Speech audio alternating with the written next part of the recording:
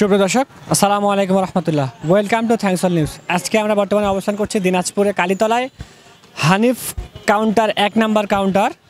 এর মধ্যে আপনারা জানেন যে আসলে গত 27 সেপ্টেম্বর রাত থেকে তাদের আসলে এই আন্দোলন চলতেছিল, তাদের এই গাড়ি চলাচল বন্ধ হয়েছিল এবং আজকে হচ্ছে 10ই সেপ্টেম্বর।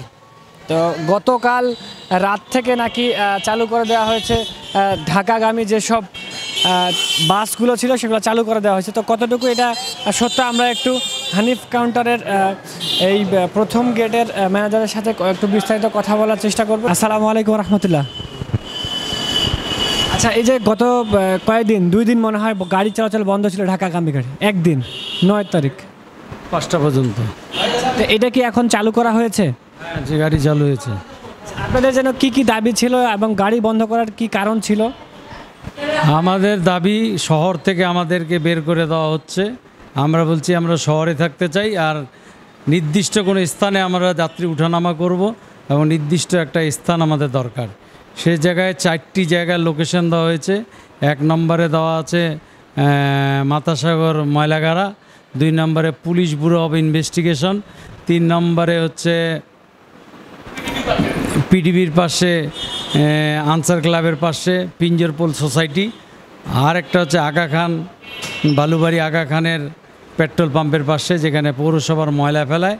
এই 4টি স্থানের মধ্যে যে কোনো একটি স্থানে আমাদের যাত্রী ছাউনি এবং টার্মিনালের জন্য আহ্বান করা হয়েছে। এর মধ্যে 13 বিশিষ্ট কমিটি হয়েছে। কমিটি 1 মাসের মধ্যে এটা সমাধান কল্পে গাড়ি ঘোড়া চালু হয়েছে।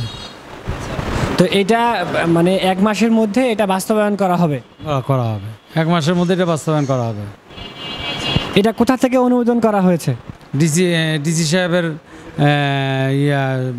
ডিসি সাহেবের বাংলো না, সরকারি অফিস থেকে, ডিসি অফিস থেকে। প্রশাসক ছিল এডিশনাল এসপি আলফা 5 ছিল এবং প্রশাসনে আরও ঊর্ধ্বতন কর্মকর্তারা ছিল। একজন জেলা প্রশাসকের একজন থাকবে, ডিসি সাহেবের একজন থাকবে প্রতিনিধি, এবং পুলিশ সুপারের একজন প্রতিনিধি আছে, আর প্রশাসক সাহেব আছেন, এবং মোটর শ্রমিক ইউনিয়নের সভাপতি সেক্রেটারি, মালিক সমিতির সভাপতি সেক্রেটারি, ট্রাক মালিক সমিতির সেক্রেটারি সভাপতি, ট্রাক শ্রমিক ইউনিয়নের সভাপতি সেক্রেটারি। কোচ কর্তৃপক্ষ থেকে আমি মোহাম্মদ বেলাল হোসেন, আমি নিজে আছি, এবং সৈয়দ শওকত আলী তোতা। এই 13 বিশিষ্ট কমিটি এবং বৈষম্য ছাত্রবিরোধী আন্দোলনের 2 জন সমন্বয়ক আছেন, তারাও আছে। মোট এই মিলে 13 জন এই কমিটিতে আছে। আপনি আপনার পরিচয়টা আরেকবার দিবেন বিস্তারিত? জি, আপনার নাম এবং এখানে কি? আমার নাম, আমি মোহাম্মদ বেলাল হোসেন, ম্যানেজার হানিফ এন্টারপ্রাইজ, কালীতলা, দিনাজপুর। আর শুনছিলেন ম্যানেজার বেলাল হোসেনের কাছ থেকে।